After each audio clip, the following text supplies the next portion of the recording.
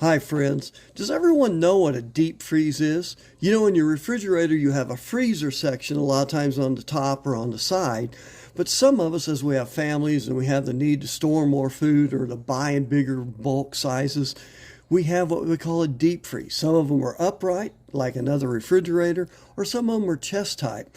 But regardless, they are areas that we store food. Well, we had one with our family, and we hadn't taken anything out of the freezer in a while. We've been busy, we've been traveling, we've been doing a lot of stuff, been eating out too much, whatever the case may be.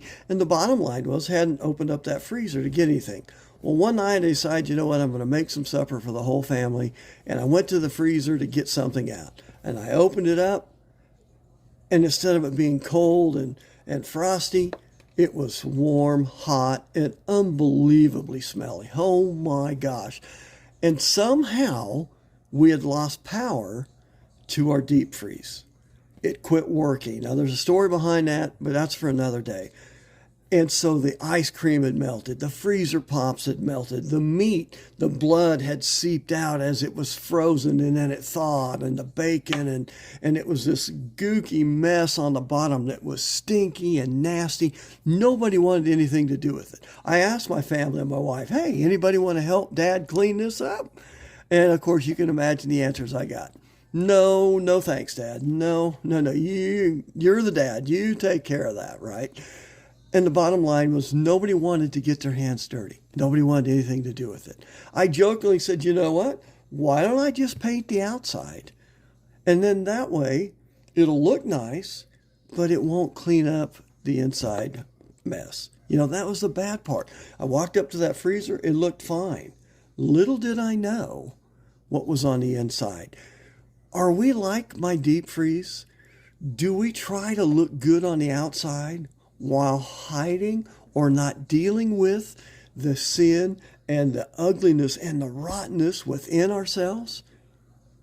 Think about that. In 1 Samuel, God sends Samuel to go find a new leader for the Israelites. The Israelite people had picked Saul, who turned out to be a terrible leader. I won't even go into politics there. I'll just say he was a terrible leader. So Samuel goes to Jesse's family, and he's got several sons. Well, Samuel assumes, hey, he wants the oldest, tallest one. And God says, no. That's not who I want. Listen to what he says in verse 7. He says, but the Lord said to Samuel, do not consider his appearance or his height, for I have rejected him. The Lord does not look at the things people look at. People look at the outward appearance, but the Lord looks at the heart. That's 1 Samuel 16, verse 7. So what he's telling us is, you may be fooled by appearances. You may be fooled by what you see or what you think you see or how they act or how they carry themselves. But the bottom line is, I, the Lord, know the truth. Do we pick our friends, our spouses, our jobs, our relationships that way? Do we look at the outside and we're fooled by what we see and then find out the rest of the story, that rottenness, that selfishness on the inside later?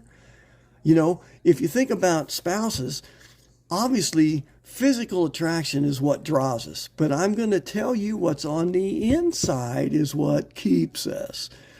We're not always going to look great and fantastic and young and sexy, but the mere fact that my wife and I love each other, and what's on the inside of each of us is what keeps us there.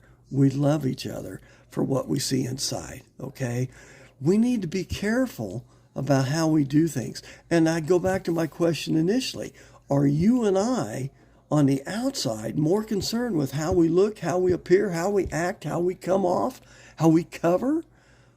Or are we concerned about what's on the inside, the selfishness, the rottenness, the things that Jesus says, I need to remove from you. I need to change. Man may not see it, but eventually it's going to come out. When I walked up to that deep freeze, it looked fine. But eventually, sooner or later, I was going to open it up. And when I did, I found the rottenness, the stench, the smell, the stink. It was horrible. Same thing goes with you and I. Jesus died to clean up the sin and stench of that selfishness within our lives.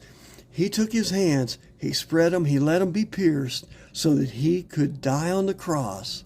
He's not afraid to get his hands dirty cleaning you up, but he's going to ask you to be willing to open the lid to your life and allow him to do it. If you will follow his precepts and you will allow him to work within your life, he will clean you up. Will we always be perfect? Absolutely not. We all sin every day. There's always that scent of stench and of sin within our lives. But the difference is once we accept Christ, once we start to live to please him, we're more concerned about how we live and who we are within him and not how we appear. Let's clean up our lives. Let's clean up the freezers of the insides of ourselves. And let's not worry about how we look near as much as we do.